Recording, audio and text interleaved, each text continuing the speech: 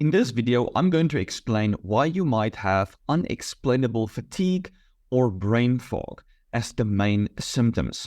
I'm going to discuss exactly how this compound that is inducing the fatigue is being created, and then also what you can do to fix it. And also, if you would like to work with me, coaching link in the description. If you'd like to maximize your testosterone, link in the description for my free testosterone maximization manual. Let's dive in. A while ago, I had a client called Caleb, and when we started working together, he had extreme brain fog, sleeping problems, he had extreme exercise intolerance, poor mood, no motivation and drive. Most of the symptoms came from just his brain not feeling like it's performing maximally. And when I say he had extreme brain fog, it was like a 10 out of 10 brain fog. And you probably can relate with this if you have this, but it's impacting every aspect of your life. You can't focus on your job. You don't know what to do. You can't plan in advance. So many things are just holding you back.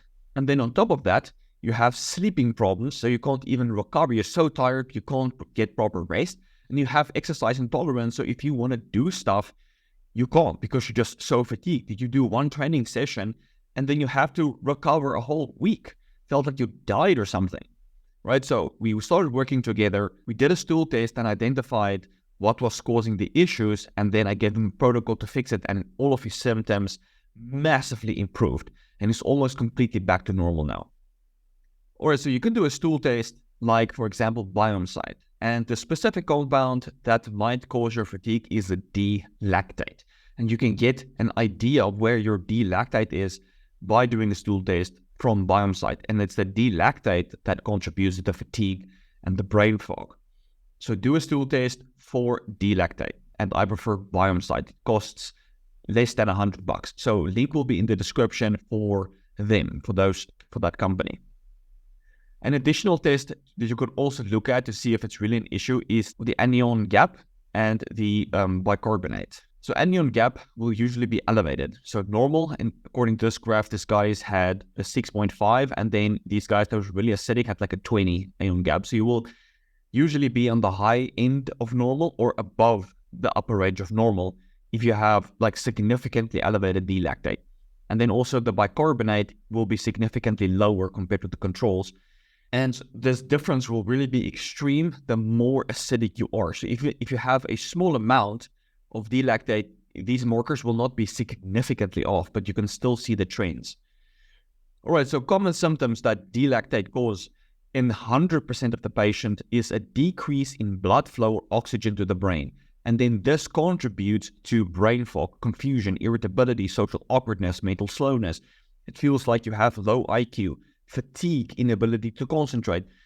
So everything that you use your brain for will suffer because your brain can't get oxygen and fuel to produce energy. You will just automatically feel subpar. Other symptoms would include poor coordination or clumsiness, struggling to speak because of the muscle weakness as well, and just the mental drainage that it takes to speak. In extreme cases, hallucination, and then just weakness in general. So that would be like you have extreme exercise intolerance, or it feels like your muscles just weak and everything in your body just feels like so exhausted. And so, okay, how is D-lactate produced? It's produced by the beneficial bacteria, lactobacilli and bifidobacteria, right? So everyone thinks those are the beneficial ones, and they are, but they can also be pathological. So it's families, lactobacilli family and the bifido family, that produces usually L-lactate and also D-lactate. Now, so excess D-lactate lowers colonic pH, which then leads to overgrowth of acid-resistant bacteria, such as Lactobacillus acidophilus, Lactobacillus fermenti, and Streptococcus.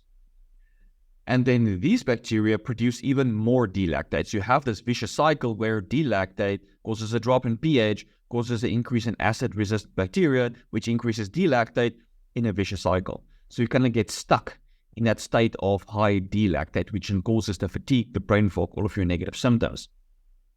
So what causes it to be high?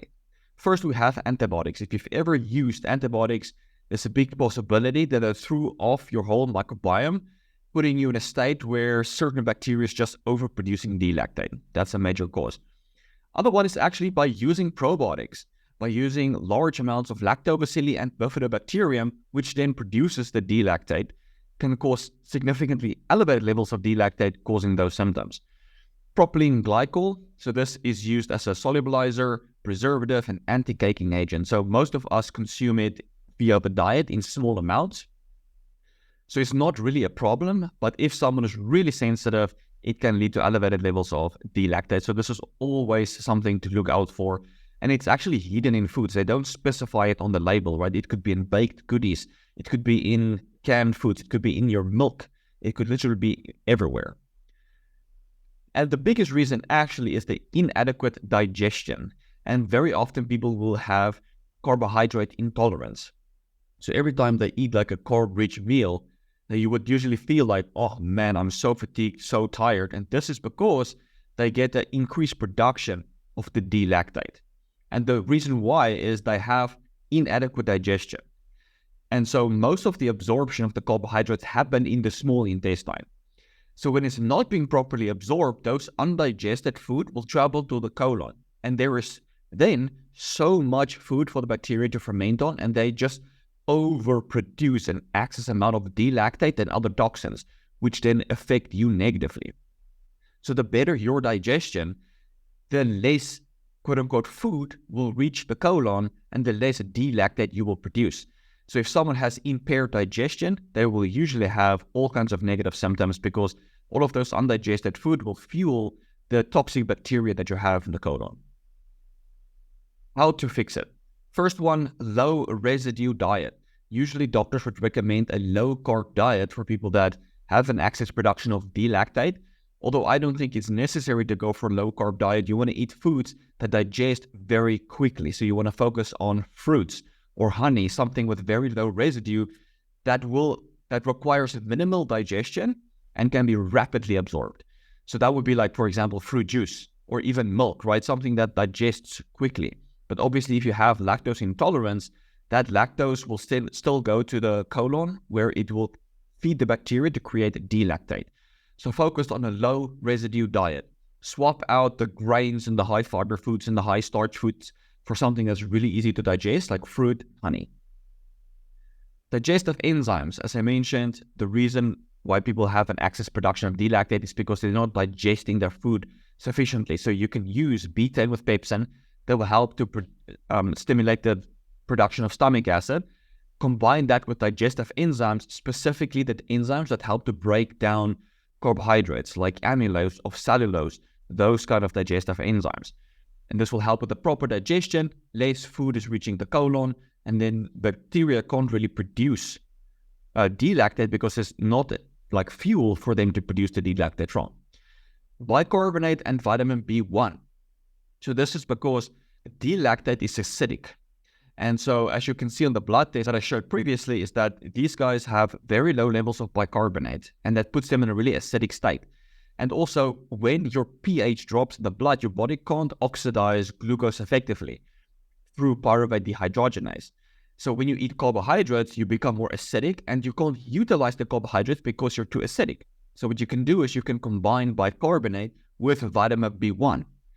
And this will help that you actually oxidize the carbohydrates effectively enough. So I would not recommend taking bicarbonate with the meal because that will drop the acidity of the stomach acid and then you will not be able to digest the food effectively enough. So I would take the bicarbonate about 30 minutes before a meal. So take about a teaspoon or half a teaspoon of bicarbonate before a meal, and then eat the meal, and you can take the vitamin B1 with a meal, or you can take the vitamin B1 with the bicarbonate 30 minutes before a meal. And then remove fermented food. So fermented food, usually the bacteria is lactobacilli, and they do produce L-lactate and D-lactate, and that can put an additional burden on the body by providing exogenous D-lactate. Usually the amount of D-lactate is so small that it will not affect most people. But again, if you're really sensitive, maybe remove fermented food and see how you respond. Then we have limit oxalate intake. And so oxalates inhibit the enzyme that clears D-lactate from the body. So the more oxalate you consume, the less effectively you will clear D-lactate and the more fatigued you will be. So a very common source of oxalates would be oats. A lot of people consume oats and it's actually very high in oxalates. And then other high oxalate foods would be like leafy greens and so on. you can easily find a list of foods like oxalates on the internet. And then the last one, and I really like this combo, is by combining Bifidobacterium breve and Lactobacilli casei with galacto-oligosaccharides. So they actually did a study on this. So someone had significant overgrowth of certain bacteria that was producing D-lactate. And they used antibiotics that did not solve the problem. This person was still producing an excess amount of D-lactate despite using a large amount of antibiotics to kill all of the bacteria. So what they did is they gave that person this Bifidobacterium breve and Lactobacilli casei, 3 grams each per day with a galacto-oligosaccharide. And what it did was fix the leaky gut. Because when you don't have leaky gut, regardless of the toxins in the gut, you'll not be absorbing it, so you will not be affected by it. So very interestingly, by giving the person these bacteria, they still had elevated D-lactate in the colon, but the serum levels of D-lactate was close to 0. So they were not absorbing the D-lactate and they were symptom-free. And also what happens when your acidity is too low, the D-lactate producing bacteria is outcompeting the bacteria that produces short-chain fatty acids. And your colonocytes, the cells of the colon, utilizes the short-chain fatty acids for its integrity. And when you don't have enough of the short-chain fatty acids, it becomes leaky and then you absorb more of the D-lactate. So by providing these bacteria, these two specifically, they don't produce D-lactate, right? And so they help to outcompete the D-lactate by providing more short-chain fatty acids and fixing the leaky gut. And so this was a really good combo. So despite not lowering colon D-lactate, it significantly lowered the serum levels of D-lactate and fixed the symptoms by fixing the leaky gut. And so if you do have unexplained fatigue and brain fog, be sure to do a stool test to see if you have leaky gut or an overgrowth of these bacteria that's producing D-lactate. And then very easy way to fix this is just to focus on an easy to digest foods, easy to digest carbohydrates, use digestive enzymes, and try the probiotics that I mentioned at the end that can help to fix the leaky gut. And this trick by itself should be more than enough to get rid of most of your symptoms. And if you're looking for a diet to help to give you the guidelines exactly what to do, be sure to check out the Test on Launch course. I explain exactly what to eat, how much of what, how to prep it, everything that you need to implement a solid meal plan on how to maximize your testosterone. That's also extremely easy to digest. And I teach you exactly what to look for in terms of the symptoms and how to modify your diet to eliminate all of these symptoms that you're experiencing. So link will also be in the description. All right, guys, I hope this video was insightful with a lot of actionable tips that you can implement right away and improve your symptoms. So if you enjoy it, please leave a comment, like, and subscribe, and I will check you in the next one. Cheers, guys.